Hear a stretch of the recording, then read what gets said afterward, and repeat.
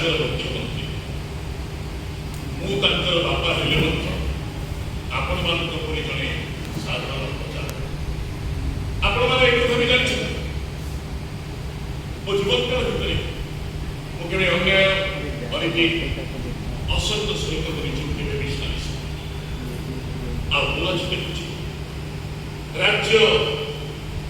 नेतृमंडल नेता मान एति गोटे स्थल जहाँ भी मत विचलित कर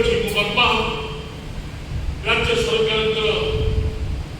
नीति आदि राज्य भविष्य सुदूर परिवर्तन आम आशा कर सुंदर देश गढ़ा सुंदर भविष्य कल्पना करने कि आमर ये भविष्य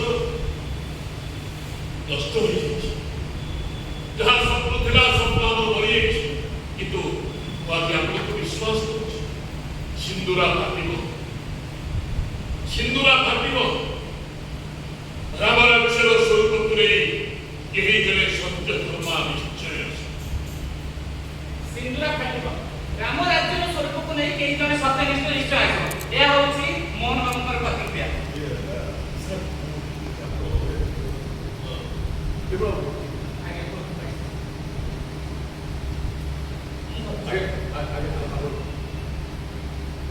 सार